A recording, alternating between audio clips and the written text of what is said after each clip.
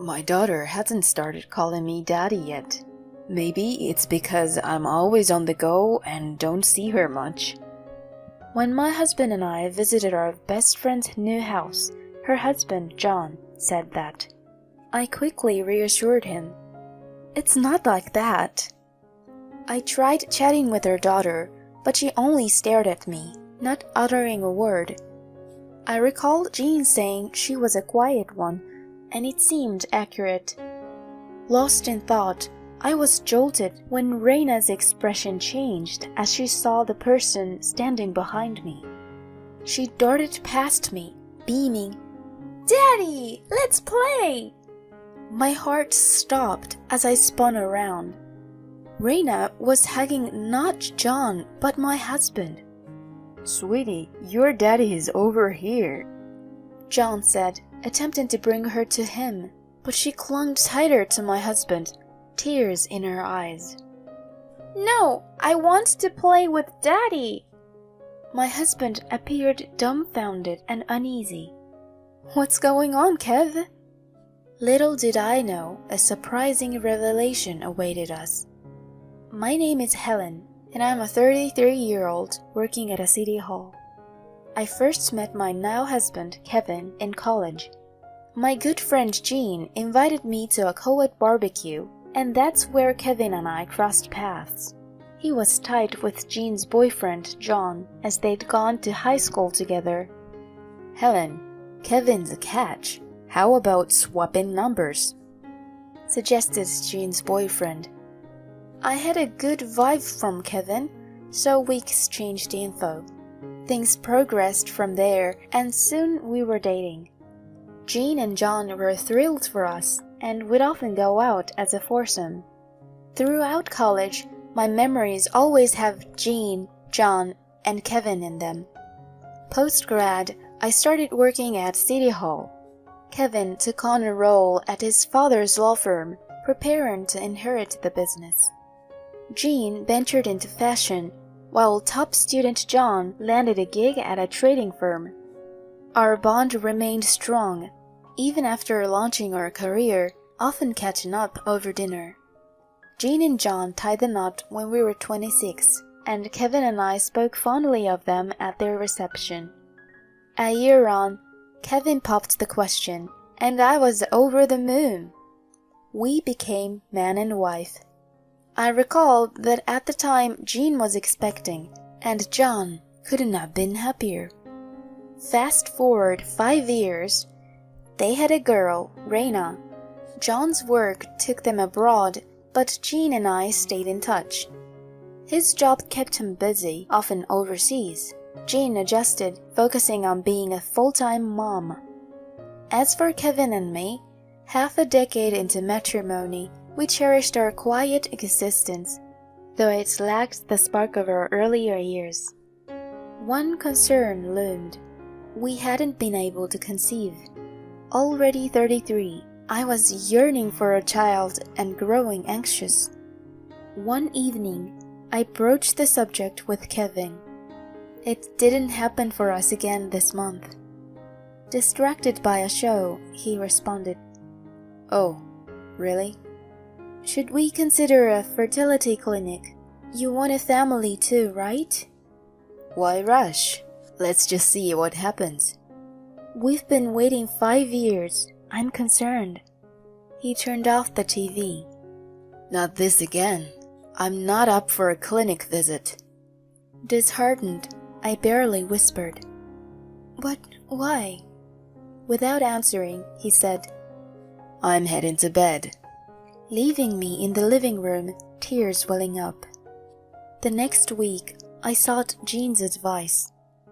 Sharing my worries, I told her, "Kevin's not on board with treatments." Over the phone, she responded gently, "That's rough. Have you been tested?" "I have. They said I'm fine." "Sometimes it's just about the right match. Stay strong." Our chat lightened my mood, if only a little. I shifted gears and asked about her daughter, Reina. "Thanks for letting me vent. How's Reina doing? She's 5 now, isn't she?" Yeah, she's good. But we think she might have some developmental challenges. She's not much of a talker. Oh, is that so? But she is my precious girl, no matter what.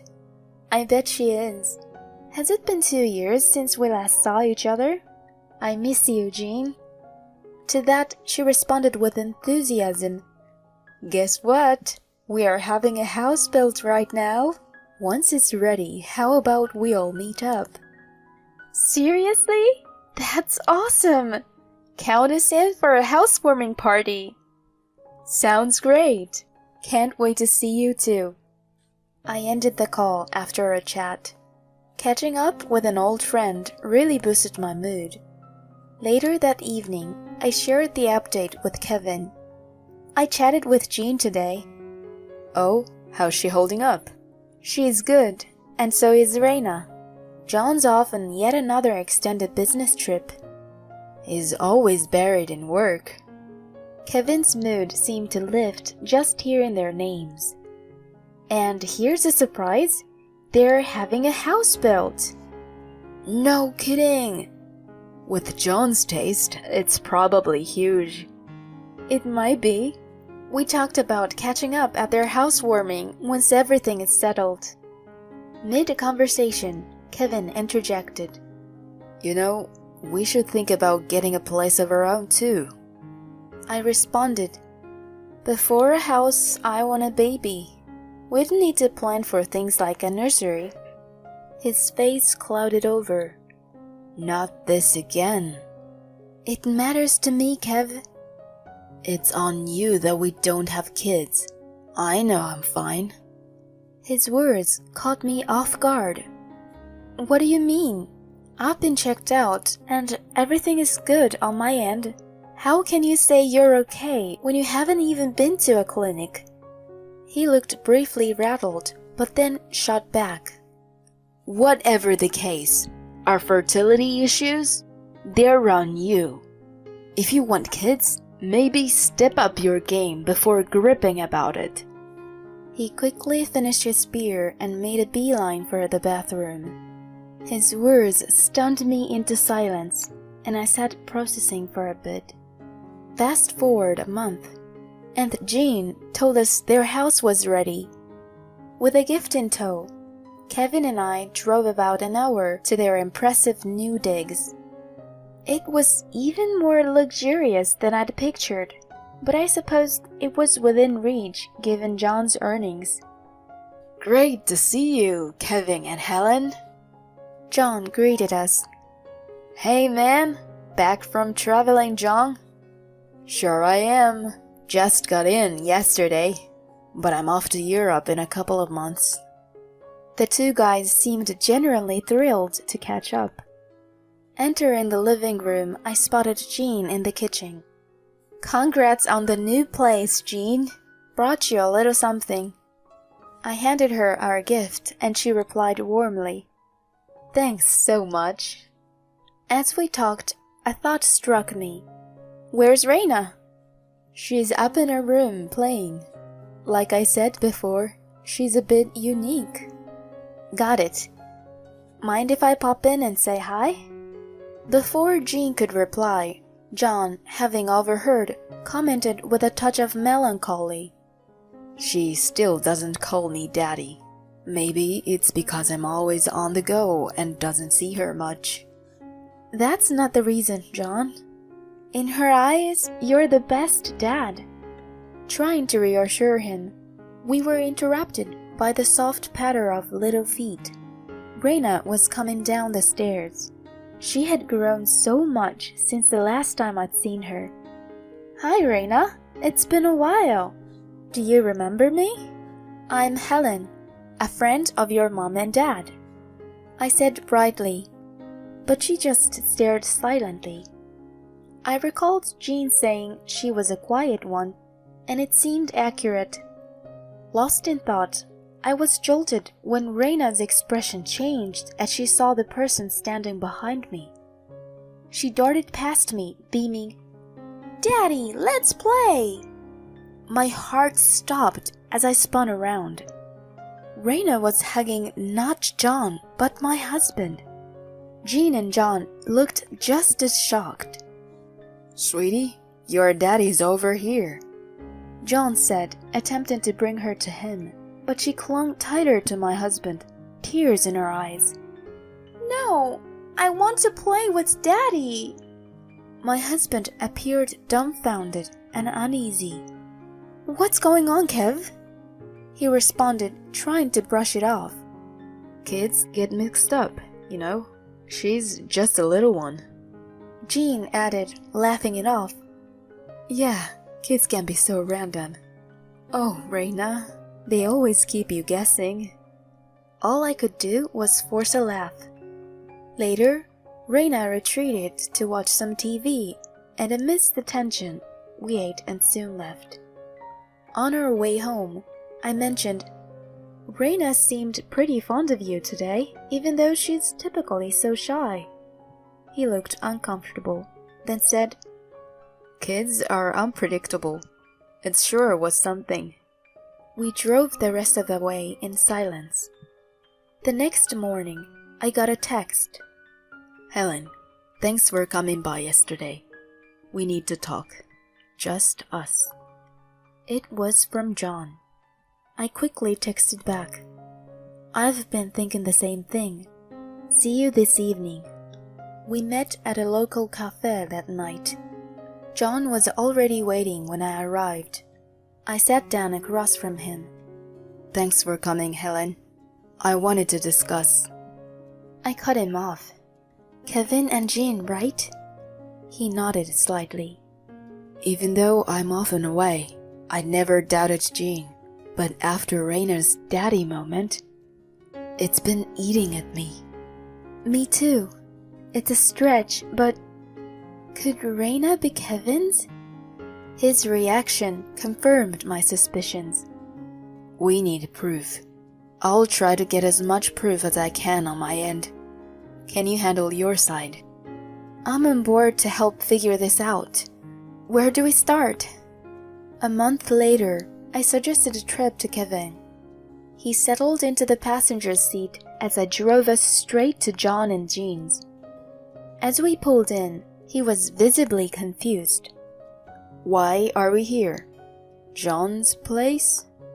What's the deal? Thought we'd drop in for dinner, I said, feigning cheerfulness. When I knocked, Jean's surprised face greeted us. Helen, Kevin, what's the occasion? Then John appeared. Come in. Reina's with my folks, so she's not here. He led us to the living room, sitting opposite to my husband with me next to him. Helen, why are you sitting with John? Kevin asked, bewildered. Smiling, I motioned for him and Jean to sit across from us. What's the point of this? It's so unexpected. As they tried to grasp the situation, John said firmly, Let's talk about the two of you and your relationship. Their expressions said it all. Jean, looking shocked, quickly fired back. What relationship are you talking about? Kevin is just a husband of my good friend. Is that so? I clicked on the voice recorder I held, playing their voices for everyone to hear. Man, that was close the other day. I didn't see Reina run into you like that coming. Took me by surprise, too. Luckily, they didn't catch on. Can't even think about what had happened if they realized I was her dad. Well, my husband's kind of obvious, so we're good. But let's enjoy today. The recording kept playing their intimate chatter until Jean yelled, Turn it off! How could you? What is this? Kevin was in panic. Staying calm, I replied, All those overtime days, I put a voice recorder in your car. It played right into my hands. Both of them looked utterly stunned. John passed them a document. I also did a DNA test. Reina isn't related to me. Start talking. After a beat, They spilled everything. Kevin, envious of John's success and charm, pursued Jean back in college. She was game, seeking some thrill. Being part of a foursome made their secret trysts easier. Jean got pregnant, presenting Raina as John's child. They'd meet secretly, making sure Raina called John Daddy. After hearing it all, John just shook his head. You two are something else. I'm going to sue you both. I chimed in. Count me in. I'll see this through, even if it ends up in court. They exchanged nervous looks. Jean finally said, Fine, let's get a divorce. The real family can be happy together. Kevin retorted, I don't want a barren wife anyway. I have a sweet kid. At this, I couldn't hold back my laughter. They looked dumbfounded. A real family? A sweet kid? You can't be serious. What's so funny? I shook back. Kevin, you're the infertile one. I secretly had a sample from you checked at a clinic. Turns out you can't naturally father a child. What? I smirked. So, who's Raina's real dad? Kevin turned a deep shade of red, while Jean turned ashen. They bickered back and forth until John threw them out. In the aftermath, Kevin and I, as well as Jean and John, all went our separate ways in divorce. They racked up debt compensating us. DNA confirmed Raina wasn't Kevin's. Jean stayed mum about the real father, and last I heard, her parents are raising Raina. The identity of Raina's dad remains a mystery. Both Jean and Kevin, now on their own, are hustling to pay off their debts. While they're clearly having a rough go, I can't muster any pity. As for me, life's been good, just me and my peace. John and I, having faced the storm together, occasionally grab a drink as pals. While I can't see us dating, I hope our friendship lasts. My focus now? My work and finding someone genuine.